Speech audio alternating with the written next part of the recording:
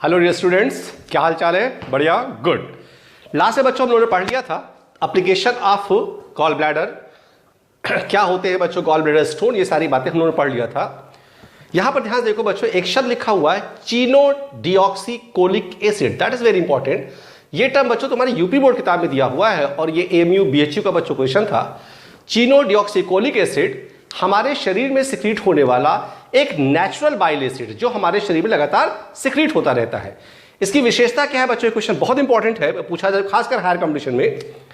बच्चों साइंटिस्टों का अनुमान है कि अगर 7 से 9 मिलीमीटर के गॉल ब्लैडर में जो कोलेस्ट्रॉल से बने हुए स्टोन होते हैं, कल हमने पढ़ा था कि गॉल ब्लैडर का जो स्टोन होता है बच्चों कोलेस्ट्रॉल का बना होता है।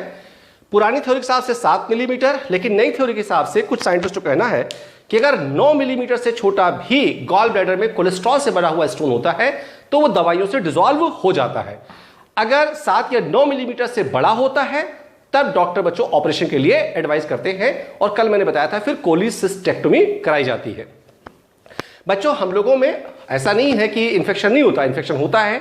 गॉल ब्लैडर में छोटे छोटे स्टोन भी बनते हैं, लेकिन वो छोटे छोटे गॉल ब्लैडर स्टोन जो कोलेस्ट्रॉल से बने होते हैं वो डिसॉल्व होते रहते हैं। उसके पीछे कारण है बच्चों हमारे शरीर में सिक्रीट होने वाला ये एक बहुत इंपॉर्टेंट एसिड, ये बाइल एसिड है जिसका नाम है बच्चों चीनोडिऑक्सीकोलिक एसिड। नाम बोलो फिर से, चीनोडिऑक्सीकोलिक एसिड।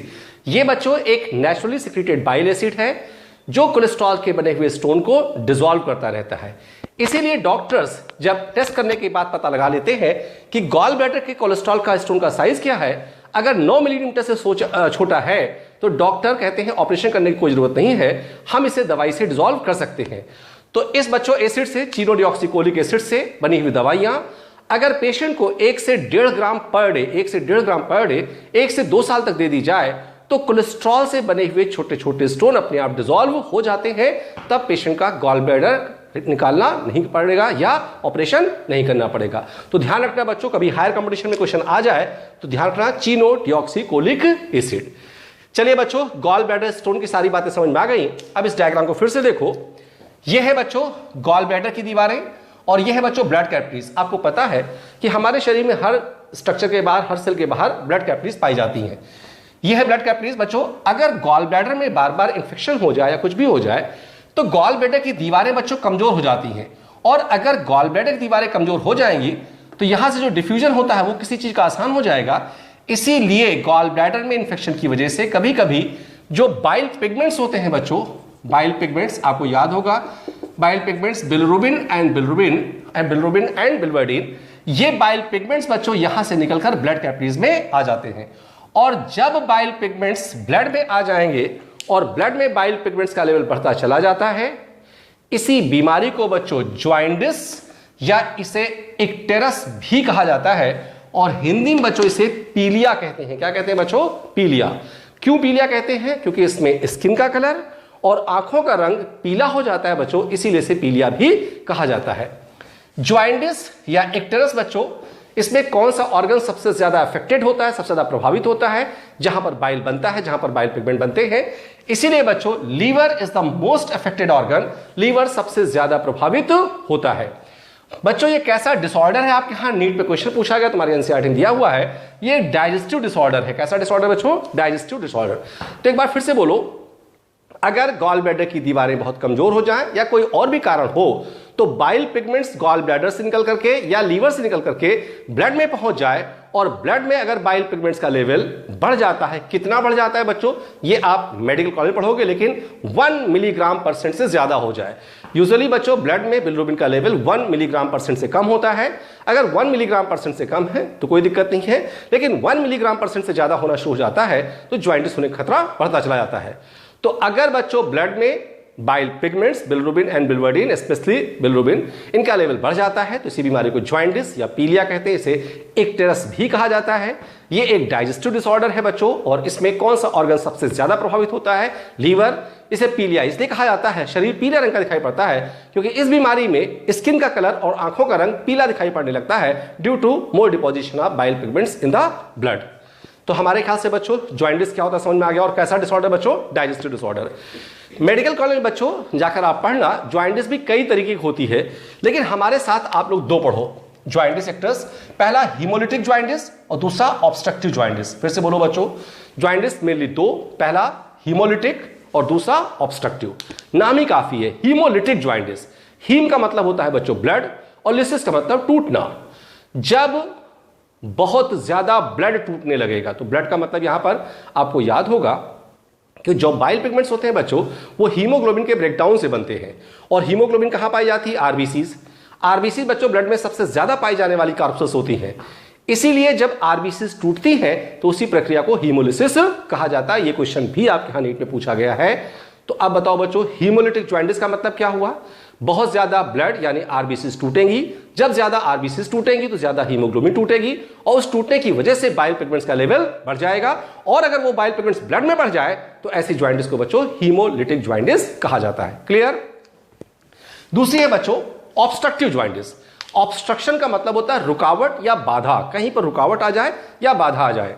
इस डायग्राम को देखो बच्चों, बाइल पिगमेंट बच्चों गॉल ब्लैडर में है, गॉल ब्लैडर से आगे बढ़ते हैं। उस डक्ट का नाम क्या है बच्चों? Cystic duct.